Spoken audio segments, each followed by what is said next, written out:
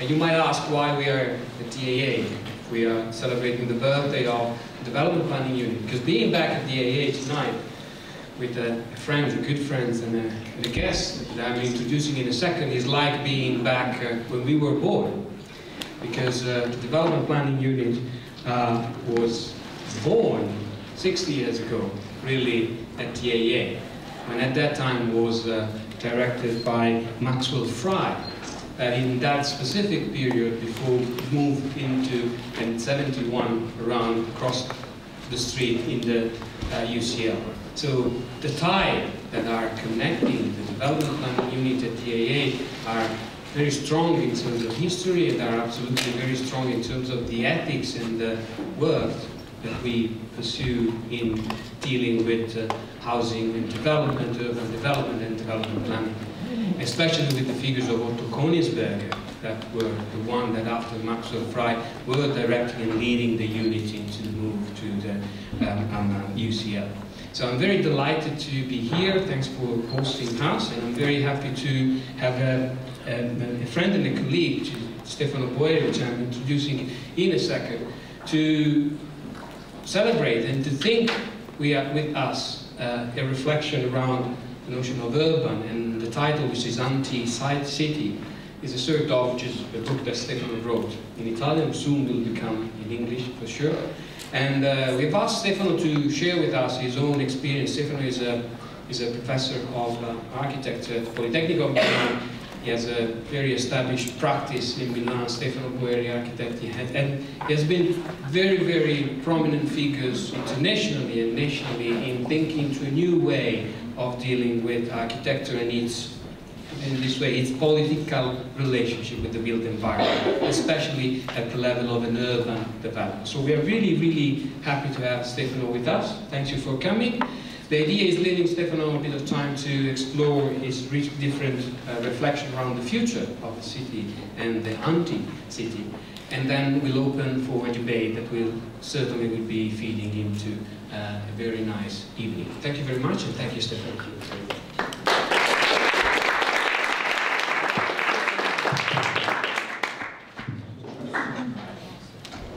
Thanks so much. I'm really honored to be here with you, and thanks, Cornelia, for inviting me. Thank you. So I'd love to start showing you a sequence of different parts of my work. So part, as you will see, are products of researches. Other part are the result of professional design activities, and other again are part of my recent experience in the political sphere. But there is a sort of common ground in all the images, in all the thoughts that I'm going to present you, which is, if you want, the concept of Europe, what Europe is, what could we represent when we think to Europe. And I'd love to start with some images that are coming from a research we did with the Multiplicity group. Multiplicity was a research agency I founded in 1992, and we were part at the beginning of the Mutation exhibition and book. It was an exhibition by, created by Rem Koolhaas in 2000 in Bordeaux, and we were observing the urban transformation, the process of urban transformation in Europe at the moment. And we started to represent Europe through the sequence of images that, as you can well see, are, let me say, a different possible vision of contemporary Europe. So, and in a way, this 6, but we could add other 6 or 12 or 22 possible legitimate representation of what Europe is nowadays are the most evident confirm that Europe is, from an institutional and formal point of view, an uncertain, totally uncertain entity. At the same time, what we wanted to affirm with our research, that, and the title of the research was in itself quite, let me say, communicative, was that probably if we can tell something of serious about what Europe is in comparison with other regions of our planet, and if you start with this idea of uncertainty, and as I will show you in a moment, also with this, let me say, a very specific and very particular composition of the urban DNA in Europe is done by a multitude of actors, a multitude of subjects, a multitude of sources that are day by day changing the space. At that moment, we were observing the processes of urban self-organization. So what we were trying to observe and represent during the USC research at the beginning of 2000 was that Europe it's an uncertain continent if we try to describe it from an institutional, formal, political, or geopolitical perspective. But, well, if we change the perspective and we try to observe, if we try to get closer to what is happening in the different European and urban environment, in all the thousands of cities that compose contemporary Europe, what we see is the prominence of processes of self-organization. Thousands of citizens that are changing the space, following their needs, following their desires, and these processes that we were representing in this, at that moment, at the beginning of 2000, are in a way the most representative element if we want to describe contemporary Europe. And well, the book and the research and the exhibition, and that was in itself quite a specific way and methodology of multiplicity. So we were paid by art or architectural institution to do exhibitions, and we used the money that we received to do exhibition in order to produce research.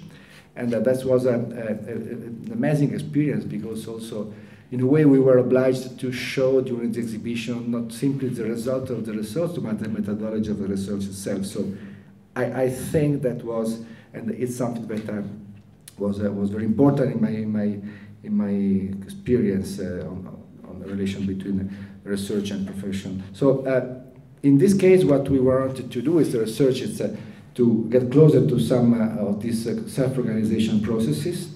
And for instance, here we are in Paris, in the 14e arrondissement. And this is what we were observing, is a complete transfiguration of the social housing complex, thanks to the, let me say, invasion of new population groups that have completely changed also the system and the logic of function and destination of the different floors of the buildings. And well, that was not simply, let me say, an emblematic example of what was happening in many other European cities, or many other districts and sectors of our cities. Or again, we were in Belgrade, and the natural multiplicity was, let me say, a sort of tentacular group of researchers. So we were collecting different perspectives. For instance, John Palmesino, who is now teaching at the IUAV, was part of multiplicity. He's an urban planner, but together we have geographers, writers, photographers, movie directors. And in this case, we had a satellite in Belgrade who was observing a phenomenon just after the end of the war. The civil war was this sort of invasion of private vendors who was completely transforming the public space of the city. Again, it's something that we nowadays know quite well, but at the moment was really innovative. And at the same time, we were observing this case study, trying to reconstruct it through diagrams, but we were absolutely obsessed by the necessity to get closer to the voice, to the real experience of some witnesses or some of the subjects who were acting in these self-organization processes. And the exhibition itself was coherent, I think, was coherent with this idea of self-organization. It was a sequence of screens, and every screen was talking about one of these processes of self-organization. At a certain moment, you were observing the faces of the witnesses that were telling their story about the process itself, and sometimes you had the diagrams and other things. But more in general, we were trying to describe urban Europe through the perspective of self-organization processes. I think this is one of the possible ways to describe Europe, but what I'm interested nowadays, today, to emphasize is that it's a perspective which observes Europe through an urban perspective. So Europe as a continent which is extremely heterogeneous, which is nowadays hosting the world, because our cities are world cities, composed by culture, tradition, religions, which come from all over the planet. But from a certain point of view, if we observe Europe, which is a continent composed by 1,000 cities, we can do some serious comparison and analysis confirming that what is happening in Belgrade is not so different from what is happening in Lisbon, and what is happening in Stockholm is not so different from what is happening in Palermo. Another way to describe this urban sphere is what I've tried to represent with my recent book, Anticity, Anticity, or Anti-Ville in French. I start this book as a storyteller. I simply tell, well, what we see, what you see when you land in Heathrow, when you land in Charles de Gaulle, or Orly, when you land in Malpensa.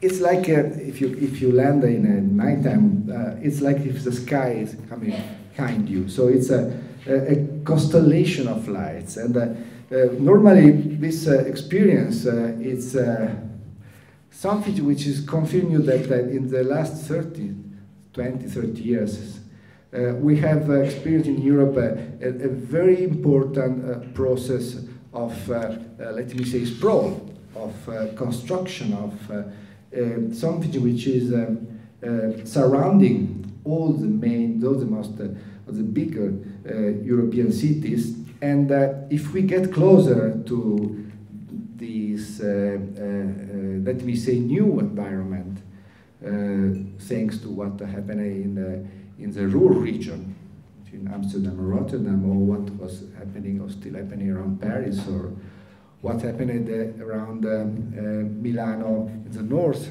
region of Milano, or around Munich. If we try to understand what is really happening in that regions, you can observe this, let me say, extension of the urban environment, which is in itself not simply produced by the growth of the major cities. It's like a production, it's evolution of every urban nuclear.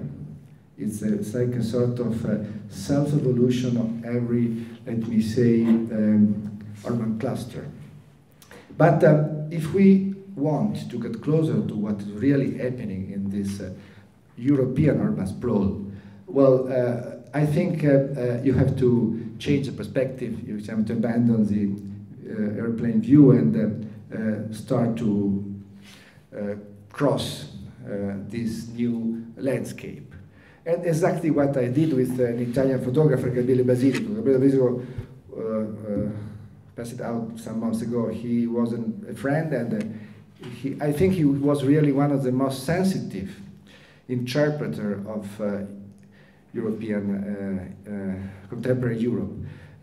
He was used to take picture of urban landscapes. And in 1996, together with Gabriele, we were invited by the Venice Biennale to do the, let me say, introduction to the Italian pavilion, and we decided to work on 6 sections, cross-section of the Italian country, as you can see, and the exhibition was done, was very simple, was like an extrusion model of the 6 sections of environment that were all oriented in order to grasp the center of one big town like Naples or Milano or Rome or Florence, and the suburban environment, and that kind of new landscape that we are used to observe when we land.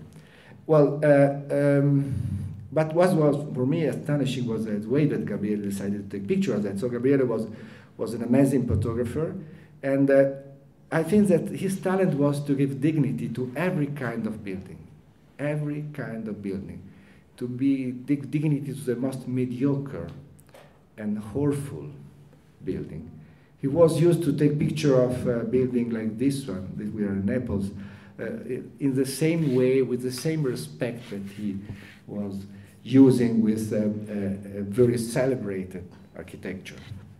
And for this reason, he was great. And for this reason, he was so capable to teach, to give us a serious idea of what was really happening. So thanks to this perspective, I started to think to what was really happening, to what was happening in urban Europe. When we observe not the process of self-organization, but when we observe this sort of new, let me say, phenomena of urban sprawl. And, well, we worked a lot on that. Finally, I think that if I should sum up the result of this sequence of inquiry and surveys and the researches, well, I think that all this has to do with the notion of individuality, that's sure, but there is something more complex, who has to do with the relation between the concept of variation and the concept of differentiation. You have here an image of Barcelona. Well, Barcelona represents the, let me say, if you want, the history and the tradition of European cities in a way that is immediately asking you to consider the relation between city evolution and the evolution of the urban thought, the evolution of the continuous attempt to run, to govern in a deterministic way the evolution of a city. But if we get closer to what is happening in Barcelona, just to give an example, what we see is that Barcelona is a city which is composed by different parts. And it's immediately evident the relation between the time and the space. You can really immediately know where you are in relation to the period, to the historical period in which this part of the city that you are inhabiting was done and produced. So it's very strong, the impression that there is a principle of differentiation. We differentiate the different parts of the historical environment with a solution of continuity. So you are in a, let me say, in the medieval part, and then when you are entering in the Renaissance additions, you feel the context, you observe the change, and the space is reflecting the history. And the other part, the other point of this sequence of parts that are, let me say, in the DNA of all the European city is that within each part, you can observe a principle of variation. So the differentiation principle is working, subdividing the city in different parts, and the variation principle is working within each part of the city. And the example of the Barcelona block, Cerda block is amazing. So it's like a continuous variation of a principle. If we go in one of these, let me say, new suburban sprawl environment, what we see is completely different. So we see an environment which is composed by a multitude of small parts, solitary buildings, sometimes agglutinated, sometimes capable to produce some subsystem, but basically they are individual and single buildings. So the principle of differentiation is not working, is not longer with subdividing huge parts, but separating single buildings the one from the other. And the principle of variation is, let me say, installing a possible comparison between buildings which are sometimes far distant one from the other. From the single family house, which is in one country, and the single family house, which is in another region. From the shopping mall, who is in one part of the city, of the suburban environment, and the other shopping mall. So if it's like the syntax of European city has been transfigure it. And this has to do, in a way, with the process of self-organization. We have to do, in a way, with the energy of a multitude of subject, of actor, of social actor who has been capable to change by their own self the space, to build their own space, following their desire, following their needs for self-representation. And that's the second way to represent urban Europe. But let me continue with the third perspective. That's an amazing image. It's an NASA. And if we get closer to the image, what we see is that's really the third possibility to describe urban Europe. The first is self-organization. The second is Anticity. So this city who's composed by single buildings which pay attention to their individuality, and they try to maintain a distance between the other surrounding architecture and building and space.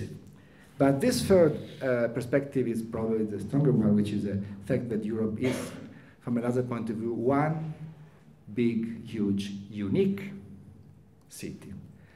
And this was the last part of our research. We did it was like a joke, but you know what is All City Tutta Città? So it's a guide to subways that we normally have in all our city. And we try to do the same thing in Europe. So we did a guide, and the game was to try to imagine that it's possible nowadays to experience Europe as a unique city.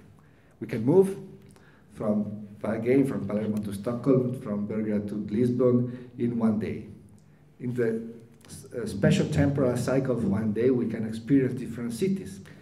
And through let me say, the low-cost flight or fast railway, it's something that we can really do. And if you think also to the way in which the tourism, international tourism, is used to represent Europe, is like a one unique city. So that's a third possible way to talk about contemporary Europe. And if this is true, I think it's important to consider that the urban perspective is probably the unique perspective who help us, to legitimate us to talk about Europe like a unique entity.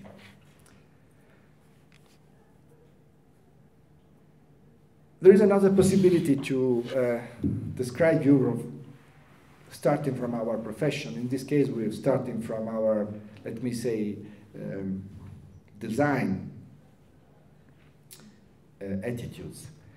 And it's a fact that in the last 25 years, the most important processes of a transformation in the European city had been produced by big events, Olympics, Games, World Champions Football, expos, or in this case, a G8 summit. And I had the opportunity to experience some of these big events, and not only in Italy. So I want now to go to try to show you some of the experience I personally had as an architect or as urban planner. The first was the G8 summit to be held in Sardinia, North Sardinia, in 2009. Was a very strong and, if you want, crazy experience, because we changed in 1 year the state of thing of an old Navy base, who was completely transformed in a maritime port. And together with the governor of Sardinia, Renato Soro, and the prime minister, who started to run the process of transformation in relation with the government, who was at the moment Romano Prodi, we started immediately to think that the unique way to run this process, this acceleration, because a big event is an acceleration. What happens is that in a certain moment, you understand that what you are doing is in a pedestal, in the mediatic pedestal, and this mediatic pedestal is an amazing attractor of financial energies, is an amazing attractor of also, let me say, a consensus. And so it's a very delicate moment, and it's quite difficult to avoid to concentrate only in the event in itself. But we all know that what is important in this process of acceleration is like a turbo, is that you are capable to run what will happen immediately after the end of the big event. Immediately after. What is important is the legacy of these big events.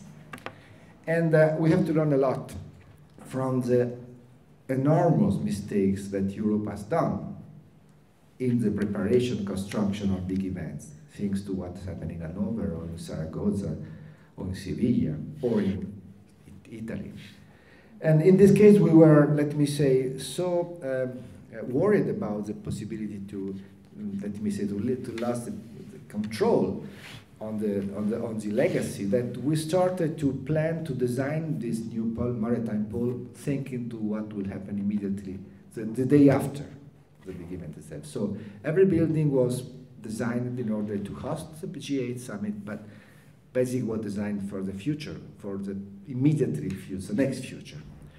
And well, that's there are some of the buildings that they have done. This was the building for the summit, who was decided to become a Congress Center. And on the back you have a big building, as you have seen, with a big roof for its delegates of different councils, was immediately thinking to become a mall for maritime activities. And then there was hotel, who was at the time related to the port. So the challenge was really to work in that direction.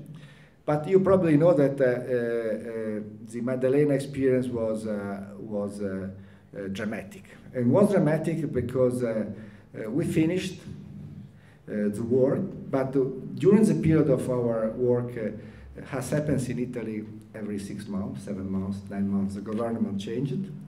Berlusconi came back, and immediately after a tragedy, so a huge earthquake, who was destroying a large part of Abruzzo, and specific L'Aquila, capital of Abruzzo region, with hundreds of victims.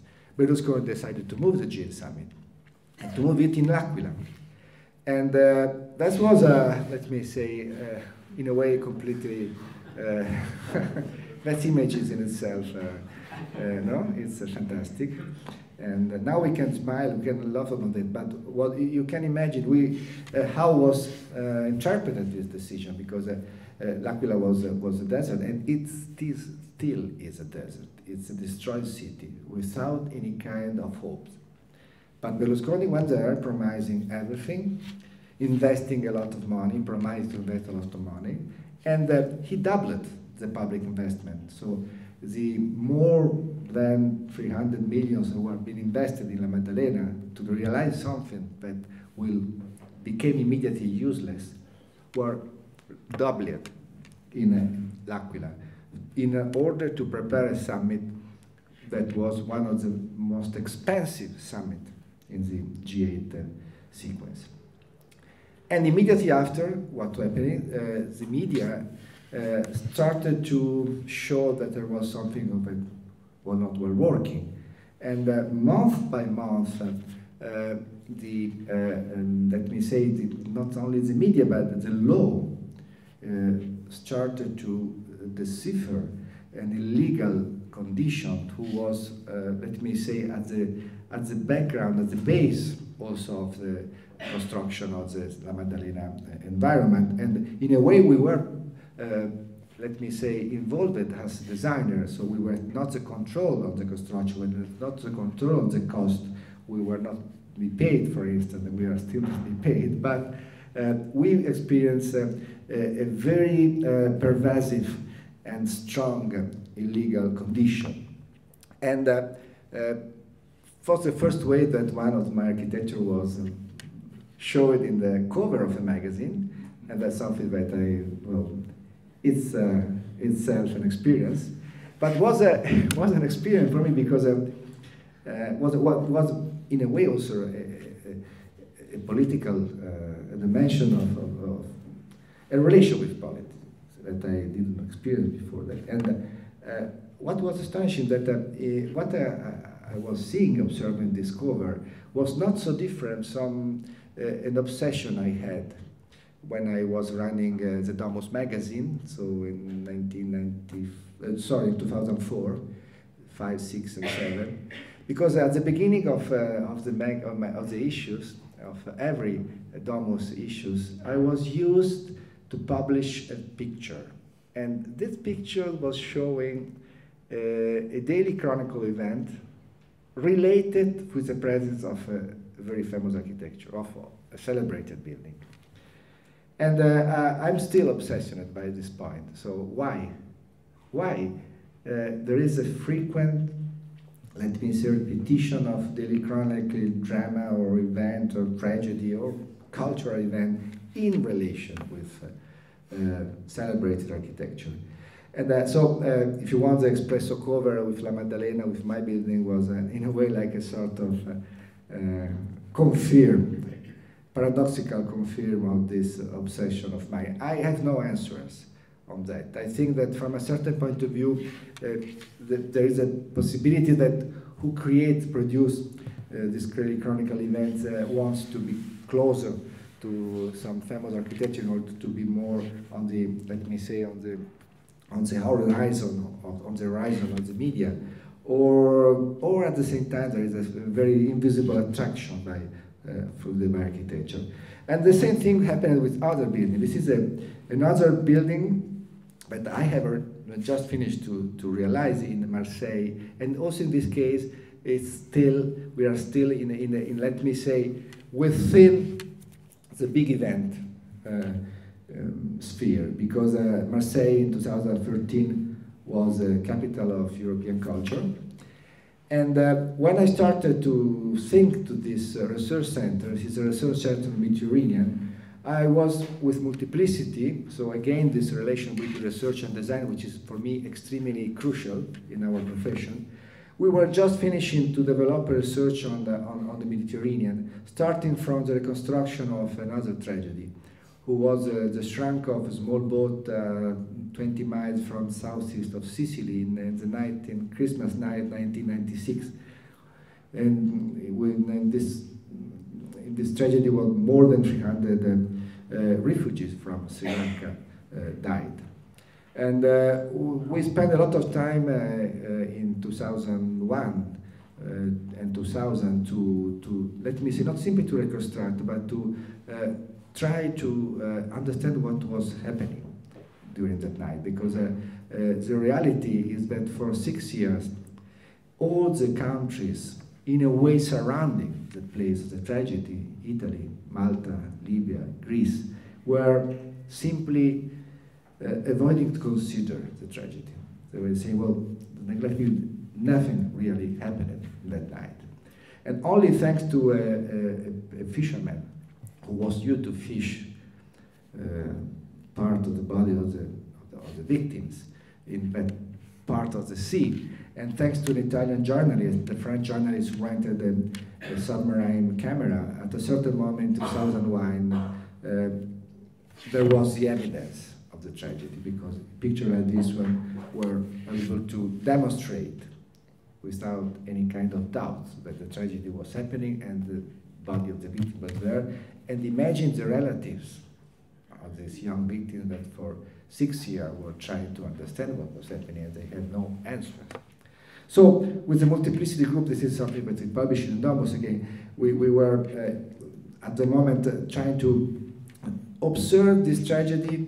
We, let me say, represented this tragedy in Documenta Kassel 2002. Documenta is one of the most important art exhibition, and was a very simple way to witness this tragedy. We will use two screens. On one screen, we showed the satellite image of the night, the Christmas night of 1996, and on the other side of the room, there was another screen. We were showing the submarine view of the camera who was encountering the body of the victims at 100 meters under the level of the sea.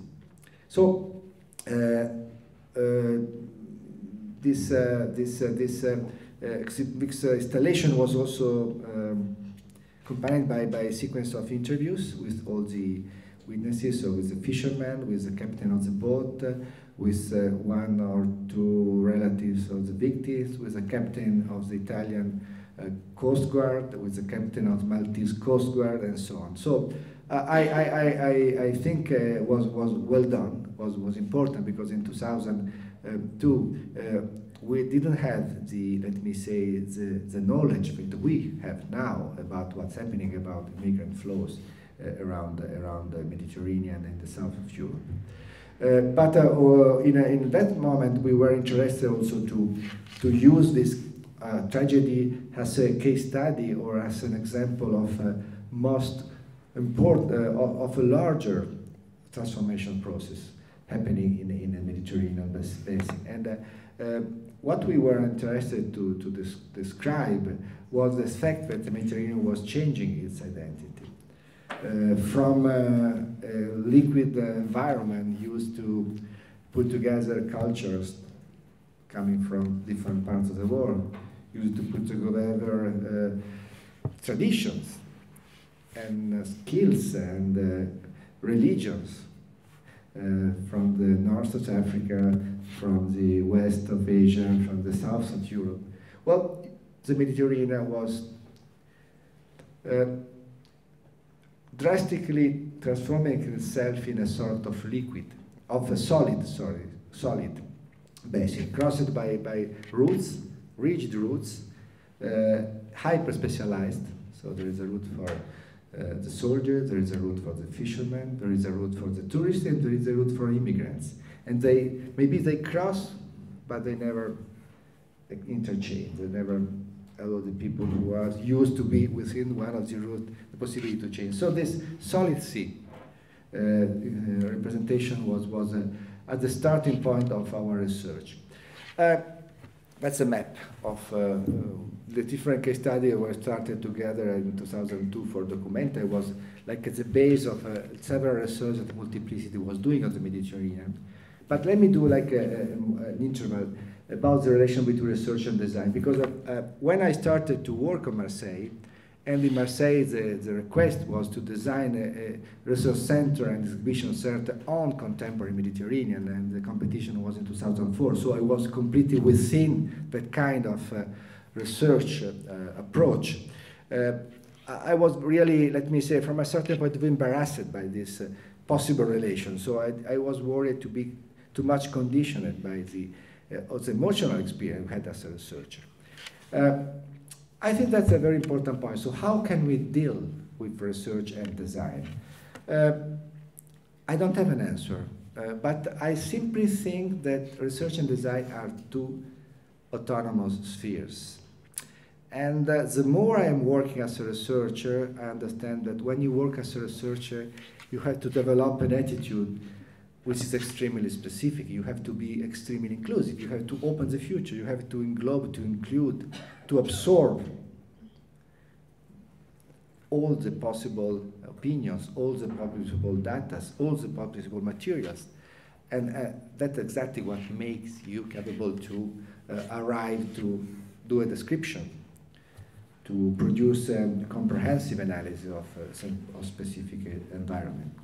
Well, when you work as a designer, you have to develop an opposite attitude, because at a certain moment you have to select the future. You have to write, to design and specify one unique formal physical configuration. So just only comparing these two methodology, you can understand easily how much these two spheres are and have to be autonomous. So I am completely against any kind of attempt, and it's something that was part of the Italian tradition. I think Camilla knows very well, but for decades we were used to hear people which were teaching us how analysis and research are a sort of precondition of good design, or sometimes that design as exploration is a necessary precondition of good analysis. Well, I don't think so. I think that what we can do is simply to host these two dimensions within us and let them work autonomously. Because the more we will be capable to maintain their autonomy, the more these two spheres will be capable to produce links and connection and fertile connections. So I was in Marseille, and in any case, I was also with my mind, with my thought, completely within that tragedy and that attempt to describe the Mediterranean. But we were asked to design a building who had to represent a political approach to Mediterranean. And well, at the moment, I was interested to describe the possibility of an architecture who had to deal with the sea flows. So normally what you see on the waterfront European city of contemporary architecture are buildings which are extremely strong, but they give the shelter to the sea. They are more oriented to host the flows coming from the historical center, from the streets, from the squares, from the daily life of people who inhabit it. The historical center that has happened in all the South European cities are strictly connected with the harbors and the ports.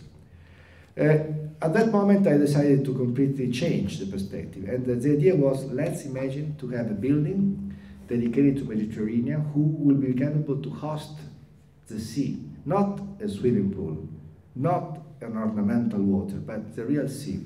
And to realize a square, a water square, an horizontal surface, whose has to be a sea square. Questa è partita troppo tardi. Okay, try to go a little bit longer, sorry, otherwise just to show you, because the construction was finished like 3 months ago, or better, the real end of the product. And you see here the building. Building is a very simple building, like with a sea section. One part is under the level of the sea, with a huge agora and the 400-size theater. Another part is a cantilever of 40 meters, which is suspended on the sea, and then there is a vertical section with 3 floors of offices, retails, and the square, the water square, the sea square is in the middle, and it represents, as you can see, a public space, so a space who can be used for fishing, for arriving with the boats, for concerts. Is really a public space. And the program of the building, which is now starting to be developed, is to host in sequence different thinkers and artists and curators coming from all the EU Mediterranean countries in sequence, and to produce, let me say, research on contemporary Mediterranean. The exhibition, the building was opened in May, last May, and I was really honored that for the opening, Martin Schulz, the President of the European Parliament, invited within the building all the presidents of the Mediterranean parliaments together with the President of European Parliament. It was the first time that an idea of a different dimension of Europe was in a way represented by the European Commission. And I think that was, if Maddalena was, let me say, a dramatic way to imagine the connection between architecture and politics, Marseille was for me, let me say, a positive experience of this relation. But let me go ahead with this point. I was experienced of other big events. One is the Milan Expo. I was part of the design staff who designed the concept for the Expo 2015. You know that Milano will host next year. Probably you don't know because nobody knows. It's so, in a way, paradoxical, but Milano will host the Expo, the big Expo, the Universal Expo, the one who was in 2010 in Shanghai and will be in 2020 in Dubai. The title is Feeding the Planet, Energy for Life. And together with Jacques Herzog de Veron, with Ricky Bardet, I think you know, he's teaching and together with Bill McDonald, which is an architect and American biologist, and Carlin Petrini. Carlin Petrini is the president of Slow Food Association, which is I think you probably know, it's quite important, or know also here. We decided to design a concept for the Expo also in this time oriented to the future, oriented to the legacy. Basically, it's a planetary botanic garden in which every country has its part of soil, where it can express and show its capacity to transform agricultural products into foods, thanks to technologies and thanks to biodiversity. And that was a basic concept. And also in this case, what's happened in the relation with politics, that this concept was gradually abandoned. And nowadays, what you see here, you will never see this. These are a sequence of biomes in which we were imagining to reproduce the different climate condition and the different ways that this local culture were used to transform agricultural products into food. And the expo will become, I'm afraid, but I'm quite sure, unfortunately, will become nothing more than a quite sophisticated, important fair, commercial fair. And I think this is a pity because, well, the expo were important at the beginning of last century because it was a way to know the world through the international pavilions. If you want, Shanghai was like a sort of last version of that kind of expos.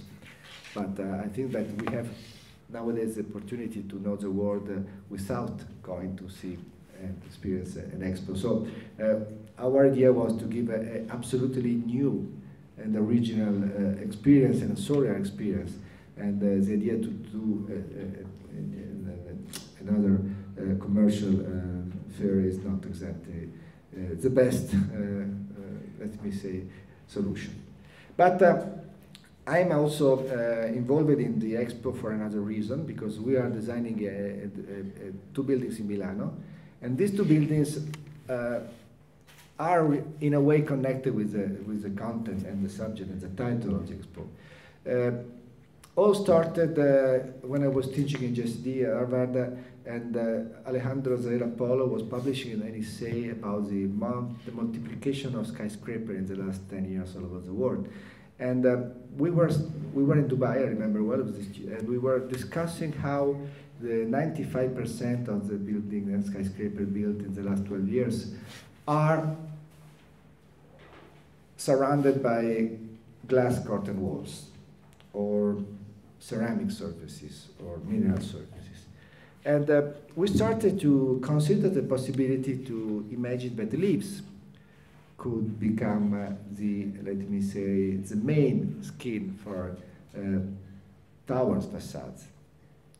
And so we decided to put on paper some ideas, like a manifesto, and in which we try, well, if you want to have not simply plants, but imagine to have trees, 20, 40, 60, 80 meters. And imagine that these trees could cover, not with a discontinuous sequence, but the four facades of the tower. How could be changed? And so, more or less, the idea was, let's imagine to have 1 hectare or 1.5 hectares or 2 hectares of forest that will be occupying only, let me say, 5,000 square meters in an urban, hyperdense environment.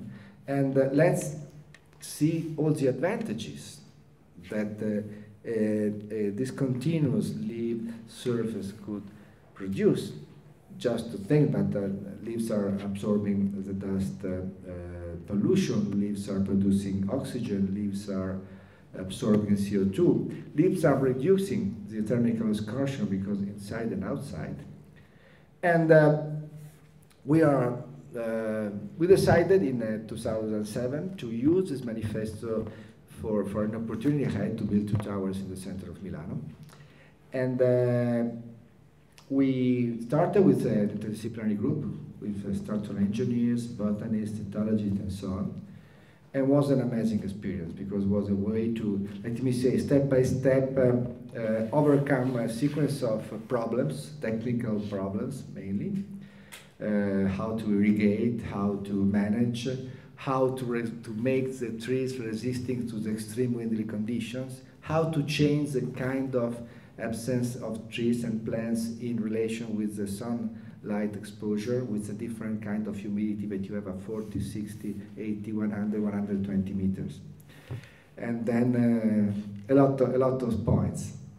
And now the construction is more or less finished. I'm now showing you some images of the two buildings.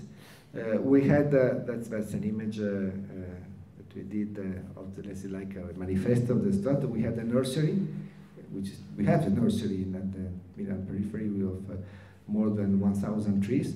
We started 3 years ago to make this trees growing in the condition that we found in the plot in the skyscraper, and then we started to move them. And what you see are images of the construction and of some first part of the trees. Imagine that we are moving there 900 trees from 3 to 5 to 7 to 9 meters, 4,500 shrubs, and 50,000 not shrubs, but small plants like exactly. So at the end we will have more than 21,000 plants. And the more we are doing this, the more I'm thinking that what is interesting, in my opinion, of this project, it's the idea of an nest of biodiversity. So more than related to the national sustainability, well, it has a lot of, let me say, technical things which are related with the possibility that, let me say, geothermal pumps, solar panels, so everything is in a way coherent. But what is, in my opinion, innovative is that it is an attempt to nest in a hyper-dense central environment, one European city, let me say, an amount of different species, vegetal and fauna species.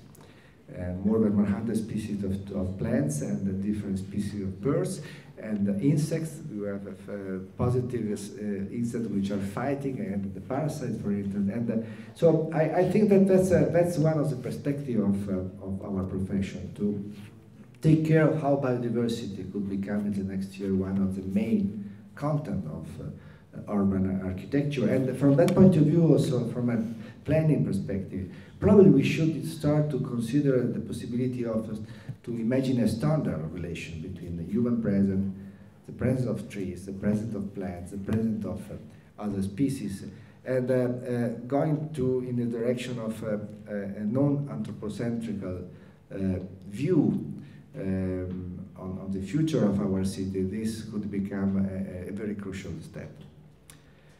I'm going to finish with the third part, which is still related to Europe, but completely changes the perspective. I was used to run magazines. Basically, I was running two magazines. One is Domus and one was Abitare.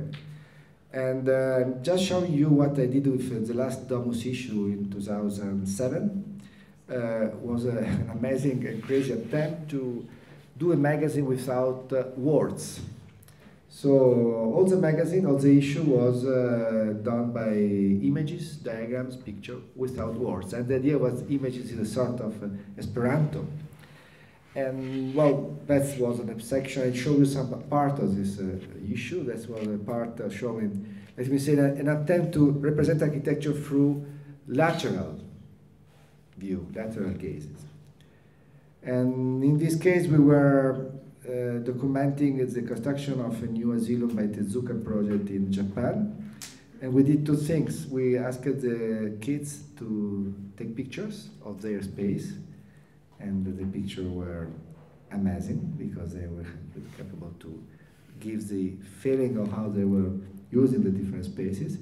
And then, without words, we asked the quite famous Italian photographer to take picture of the space, so comparing the two approaches.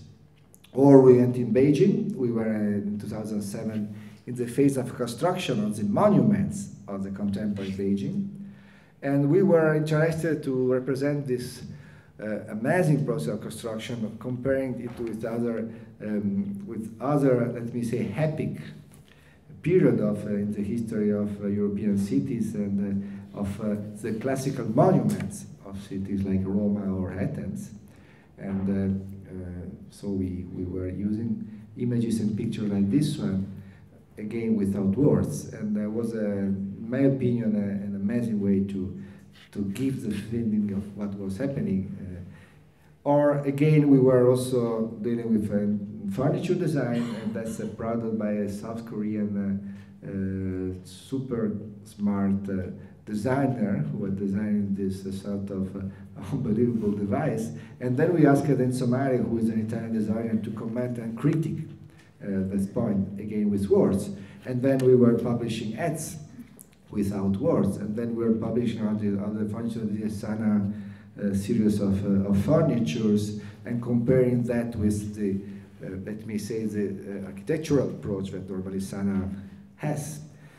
And well, was strong. But why I did this last Domus issue? Because I think that when we do a magazine, when we work in the media, architectural media, more or less at the end, what we have to do is to cover an empty space between the experience of a reader and the real life of a building, knowing that quite always the reader will never directly experience the real building. He will never real inhabit. He will never real touch. He will never real cross the architecture that we are representing on the paper, on the issue of the magazine. So we have to cover that empty space between the personal experience and the existence of somewhere in the world of a building.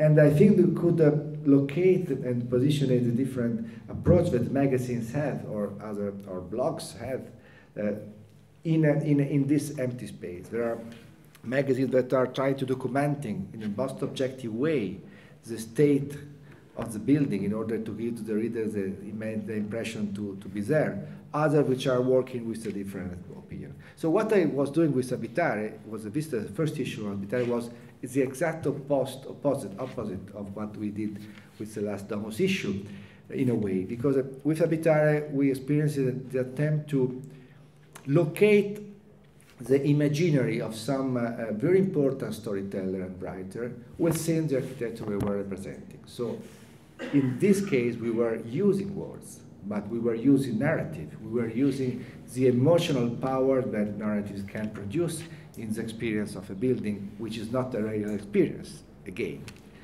And well, just to give you a little, Ricky Moody, who was doing a storyteller on the new museum by Sana in Manhattan, or Bruce Sterling, who's a science fiction writer who's producing a story on Francois Roche building in Nimes, or again Gonzalo Garces about Rojkin architecture in Toluca, and that's something that you have probably noticed has become very famous, but at that moment we were the first to do this, was using the capacity of two researchers, Ila Becca and Luis Lemoine, to, let me say, describing architecture through the eyes of the users, not through the voices of the authors.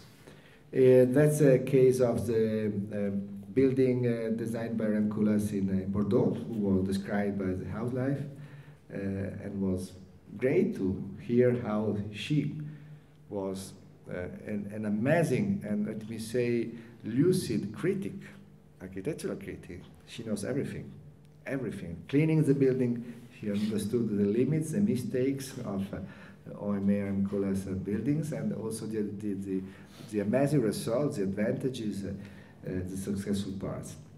And in the other issue, we did the same thing with one sequence of the most famous building, in this case interviewing the people who was cleaning the Frank Gehry's Bilbao Museum.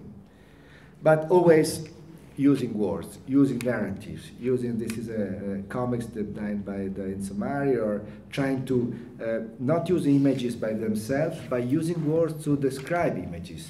That's something that we did with Bruno Latour, and with his group of sociologists. We used to deconstruct an image, trying to show how many possible interpretations we can extract from one simple images.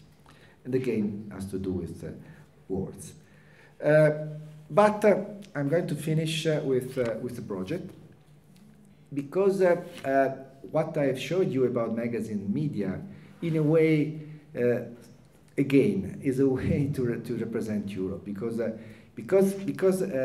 magazines, the blogs, the web docs that are trying to describe European architectures and European city, at the end are form of conversation. So what we produce with media is a sequence of conversations. And I think that this is another possible perspective to describe Europe. So Europe is a city, but is also a sort of continuous conversation between different population groups, between different cultures, between different perspectives, and between different thinkers. And if we see how correspondences and dialogues and epistolaries have constructed European culture, well, we have an amazing confirm of all this. And exactly starting from this point, I'm now in the middle of a project that I'm trying to develop, which is the idea to realize a web daily journal on European culture. And well, this daily journal will deal with the next future of Europe. Will deal with what will happen in Europe. That's a title that it was chosen. It's a daily journal who will be promoted by two cultural institutions. One is the Berlin Art Biennial, and the other is Architectural Venice Biennial. And the idea, well, is to collect a bunch of thinkers from all over Europe, asking them to react and to comment what will happen through emails in the different European cities. So again, the idea is that Europe is one unique city, and this city needs a daily chronicle. And we need a web journal able to help us to move and to decide if we go or not in Stockholm, if we go or not in Berga, to go or not in Lisbon, to see what one thinker from that place could propose us, or in a way suggesting to go or not to go. And well, we're still ongoing on this, but just to show you what we are doing is to imagine like is an image of a possible web screen. You have on one side you have the events, on the other you have the opinions of the different. And again, this system of conversation, so you can see the links and the fact that one thinker can talk with another thinker, and this sort of domino effect is in itself the most strong representation of what is Europe as a conversation. Thank you so much.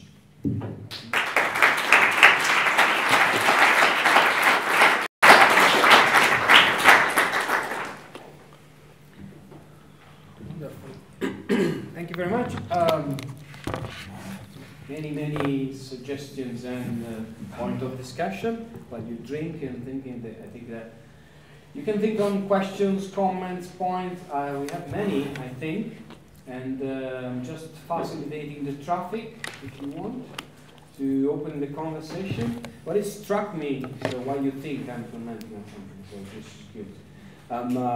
What struck me very interesting is that, of course, we're working more on a different territorial dimension, as you know. DPU has been working on a more global versus in Europe dimension as a territory. But what struck me very much, and I don't know if you want to comment, and at the end of the book you really go straight into that. You say, look, in order to change this fragmentation of thinking through culture, professions, and urbanism, you call for a different way of looking at this, a different urban dimension, which is the urbanism of places. And it seems very much to me that the way you use Europe as a territory to ground this kind of new generational thoughts around responsibility and role of architecture as a profession and design as a method, and the space is really going into that direction. And my question goes into, maybe just to start with the hot core things, is you more recently jumped into a more active dimension of politics. I mean, in all this debate, politics was pretty much evident, was part of the debate, was inherent into what has happened, and was sort of very cultural dimension of politics, in a way, in the debate about autonomy versus non-autonomy. And I'm calling you in a sort of more hot spot and say, what makes you jump into a more active dimension of politics, in a way, without research and architecture as a main material to do politics? And how you see this new urbanism of places, the one you call in the book, to be transmitted generationally? I mean, what's the role of school or teaching, of institutions that promote culture? You speak a lot about media. What's our role, in a way, according to you? Why you think that? I just kick it off. Well, it's a question. It's a series of answers, and I'm in a way I'm too close to this political experience I have not the right distance in terms of time to be lucid in this answer. But the reason are that I think the architecture has to do with politics. So that's is quite banal as a consideration. So when you do research and you observe and you detect the surfaces of the world, and you work as a detective, because we are detectives in a way. We are capable sometimes to extract from a clue, from a trace, description of profound processes that are not visible, and we can produce a social utility also describing something that normally is not visible from the political sphere, for instance. So you do politics when you work as a researcher, you do politics when you transform a part of a space, as we have done, for instance, in the bed or the right way. But, I think that there is another kind of possibility, which is to change the space through the politics. Because politics could be part of the architectural sphere, but architecture is always part of the political sphere. So that's my very very personal opinion that architecture should become. Architecture should become not as a discipline, as an aesthetic discipline, but as the discipline who knows how to modify our contemporary environment. And it's a kind of knowledge that is absolutely necessary. Because if you think to any kind of sector of public policy, well, you are always dealing with space. When you produce cultural events, when you intervene in the multicultural processes, when you are modifying the mobility, you touch, you change the space. And that's the reason I think that the knowledge, the skill that normally an architect, an urbanist or geographer had, they probably should become like a common ground for all the politicians. Not what I think is absolutely nowadays old is a concept that the knowledge and the technology related with the modification of space had to be, let me say, circumscribed in one sector of the public policies, like, let me say, as a councillor for urban planning or a councillor for private building and so on. So I did the experience. It was amazing because I started with an election phase in Milano, and with the first moment I lost the primaries for the mayor, and then immediately after I was chief of the Democratic Party in the list who won the election. We changed, after 20 years, the color of the city, and I started to work as a councillor for Expo, Culture, Fashion and Design in Milano. I did it for 2 years. And well, I am very satisfied of what we have done, because we have really started some real physical change in the city. At the same time, was a dramatic experience, because I was in a way fired. I started to have a lot of problems with my colleagues, which are coming from the political sphere. So I was a unique exception in the councilors running the major, and so there is not it's not to do. I cannot do a very linear evaluation of that experience. Please. Thank you. It's great to hear about your personal experiences and stories and communications and many different type of work that you've been doing. I'd like to draw attention to the sentence next to you, planning for socially just and sustainable development in the Global South. And I'm wondering here, by listening to your work, and we can add the planning, design if you want to make it a little bit more relevant, to what can I draw from your work that might help us in debating about that? Now we are thinking about celebrating 60 years of the Development Planning Unit, and we are here trying to brainstorm through all these years some of the key concerns internationally about some of those issues of justice. Maybe focusing our discussion on the case of Isula might be a good place for us to try to think about sustainability and social justice. I mean, I'm sure you will have something a bit more elaborative to define the concept of sustainability beyond, trees and having opportunities for birds to travel through the city. And it would be great to hear a little bit more about your idea of sustainability, and especially when we're linking about the whole city, of the metabolism of the city, and how does those constructions actually have an impact into environmental sustainability. And then drawing issues on social justice. I mean, we know that Isula was a very active place. There was a lot of self-organization. There was a lot of Anticity in that place. And I was quite interested to understand this relationship between your concept of Anticity and maybe that design intervention that might have been actually destabilizing the Anticity. And I mean, is there a new type of self-organization emerging out of that intervention? So it would be great to have your reflections about some of those issues. Again, it's an answer. It's a question that requires a lot of different answers. I think there's not the time, so maybe I'd love to come back and maybe start with this kind of perspective. No, first of all, I have some. I love to go to closer to this notion of global south, because it's an intriguing concept, quite popular and successful. But the global south is, let me say, a sphere with a lot of contradiction and paradoxes. So I think we cannot simply say what we have an approach of sustainability that is the same in Nigeria and in Lebanon and in Qatar. I was in Qatar yesterday, and I was just asked to present some thoughts on sustainability.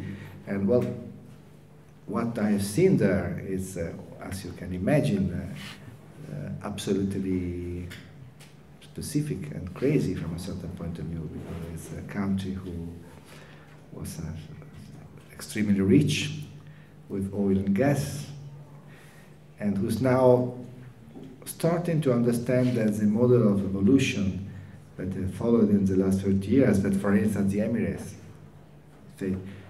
probably is not the right one. So they are now starting, what was really shocking, but they were, for instance, say, well, I was talking about the consumption of soil in Europe, so this extension of, and how this kills agriculture, this kills nature, this kills biodiversity, and they will say, well, what you have understood that desert is not let me say, a neutral platform. It's our natural environment, and we want to defend it. So they are now, I don't know, they are now trying to change also the plans they had to implement, make a dog growing, for instance. And I was trying to introduce a national biodiversity because they are extremely rich. There is a bunch of universities which are working in relation between the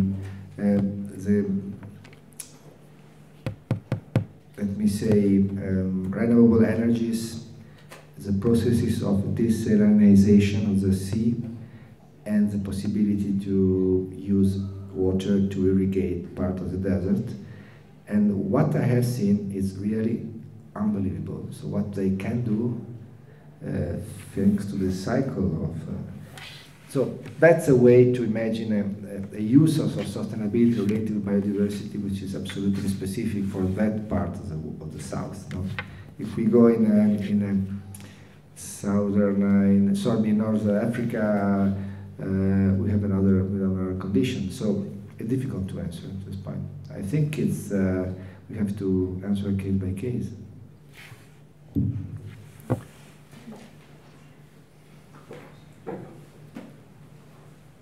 You covered a lot of different sort of ways of thinking about Europe, both as a singular place and as a multiple place.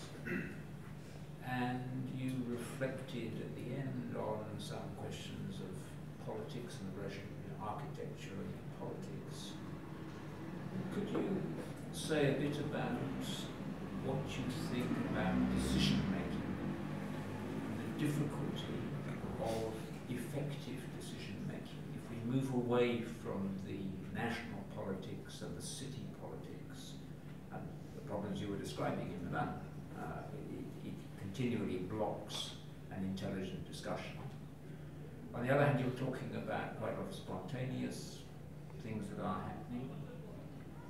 Do you see something like the Tomorrow initiative, which enables conversations to happen, but doesn't have any form of leverage onto decision making, as a useful thing to do, or is it just creating more and more hot air? And how would you begin to approach a discussion about more effective ways of decision making for Europe? It's a very good point. I don't know if you have read the Jürgen Habermas speech at the SPD Congress. No. He did like this last week. Please do it. It's amazing. He's now 84, and he was trying to explain his idea of Europe through this logic of construction of a common discourse through conversation. And you know, he has been always obsessed by this necessity of a new kind of democracy based on the possibility of a dialogue. And that's a good point. Well, I don't think that things like tomorrow can change the world. They probably will not produce any kind of decisions. I hope they could simply improve the conditions for a change, not more. But it's not bad. So I really think that if you have the time to read what Jürgen Habermas is saying, still, I think it was really strong. Was really strong. And okay, that's all.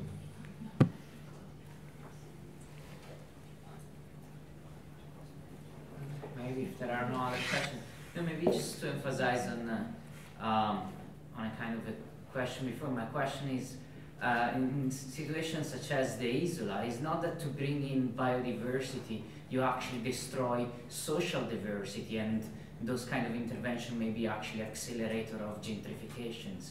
I actually don't know very much the specific dynamics, but some of the criticism of this massive intervention on such a lively areas of movements and discussion and in historical areas could actually, yes, you bring biodiversity, but where is that social diversity and that environment that gets affected by strong gentrification? Yeah, you're right, it could happen. It could happen because also sustainability is basically it's produced by expensive construction and technological processes. So sustainability is often related with big investment, private investment, and this is related with the needs to have a result in terms of not speculation. But so I think this is a reality of the change in our city. So we cannot discover it now, no.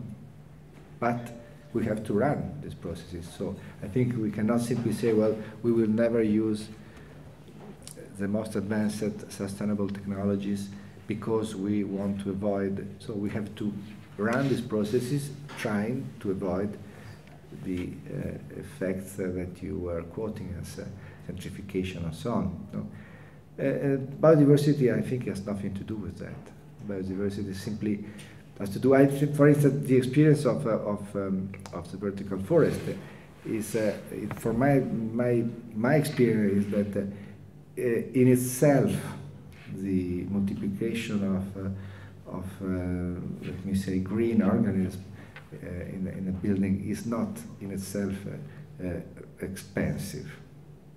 It's not in itself expensive, so it can be run, and it changes the relation between the natural sphere and the artificial sphere. And so I think it's not necessarily immediately obliged to produce bad effects in the cultural mix of different population groups. Depends. So there is not a rigid relation between the two things. That's my opinion. On that camera. What is it, in terms of the vertical Milan Tower, how does it deal with long-term liability of those trees and ecosystems? In long term, sorry? What happens when the trees die on the vertical tower? You will change the trees, but How when do you remove them? there is a crane on the top of the two towers. Every 6 months there will be. That's another point which is very interesting, because we decided to have a central management. So all the life of the digital sphere is in a way autonomous, like a sort of public. It's a common good for the private, which will inhabit the different floors. So they will be managed by two central stations in the two buildings. And so if at a certain moment one tree will die, you will change it simply. Yeah, well, and then the second question is kind of attached to that, which is, to what extent does the tower allow for kind of natural evolution of biodiversity? Because obviously you've chosen the trees that are being placed in that, I guess. So every tree is located in relation with the specific point of the tower. So humidity, the solar exposure, the wind, the conditions are changing. We went in Florida to check the trees in the wind corridor, because and we also invented a technology with how you say, linking the roots to the basement of the plots, because otherwise at 120 meters so there are a lot of troubles and problems that we have. It was great, but well, let's see, it's the first experience. So when you do something which is completely new, you take the risk of this. But the risk will be more in the reaction of people, because we are not used to live in an apartment. When you open your windows, you have the leaves of the neighbors, which invades your panorama, for instance. No? So let's see. I'm very curious, and the same thing.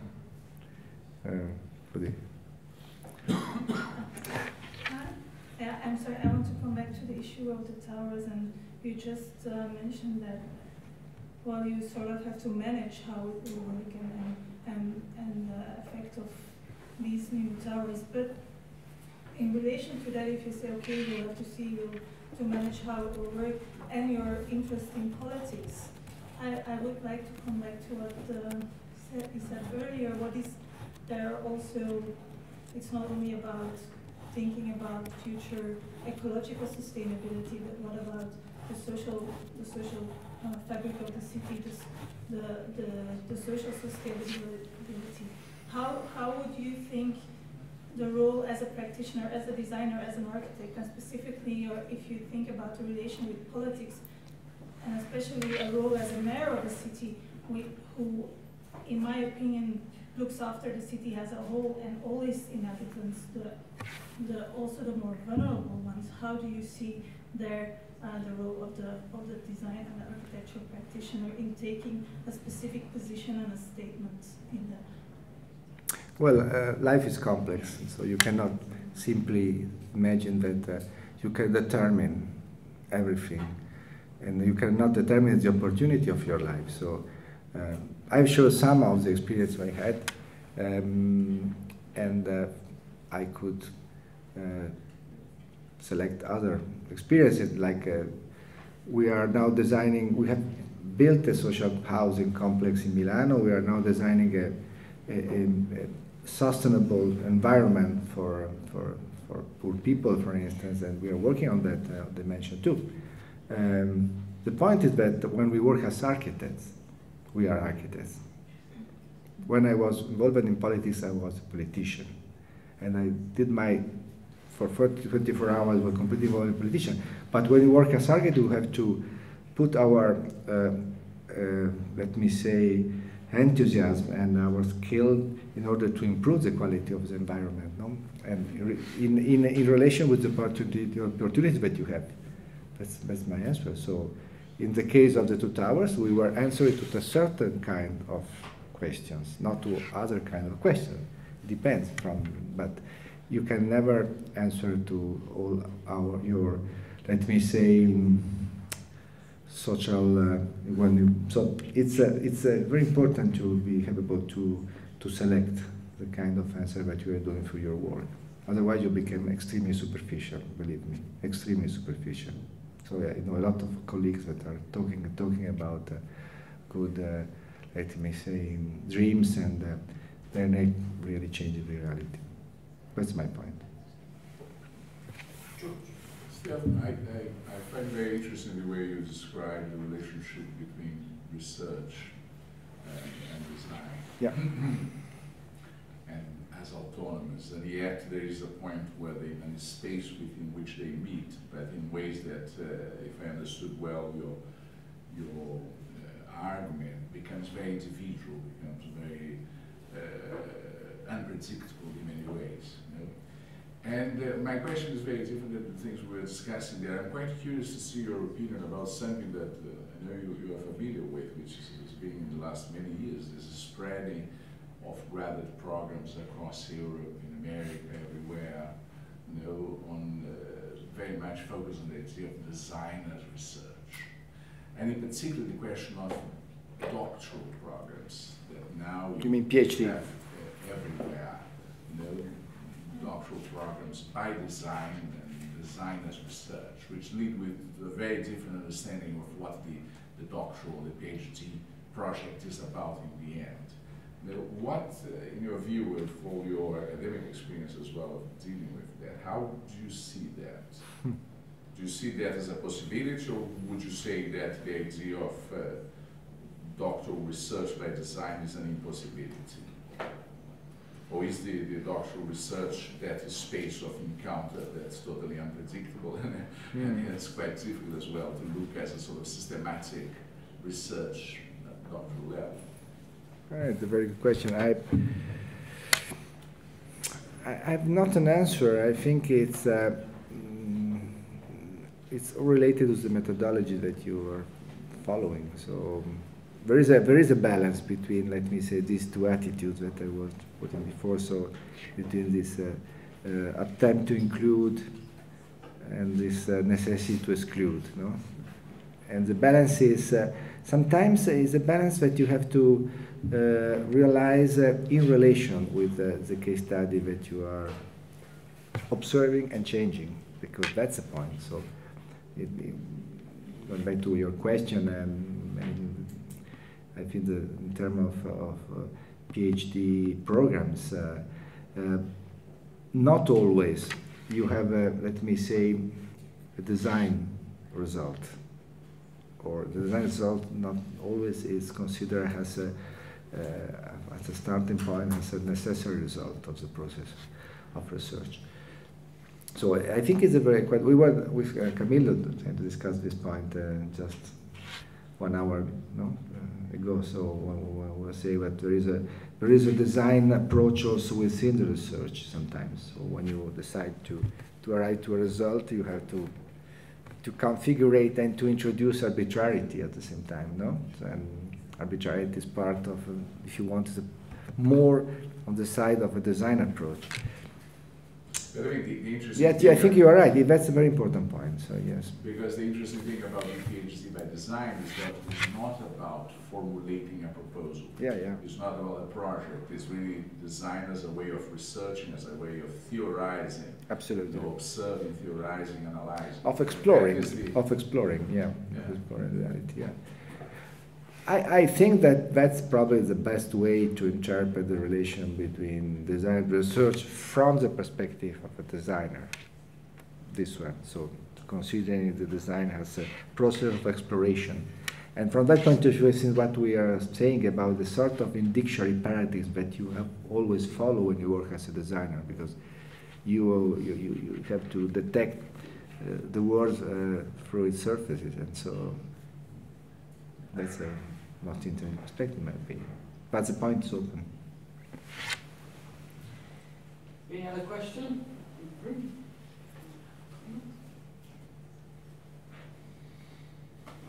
Thank you very much, Stefano. Grazie.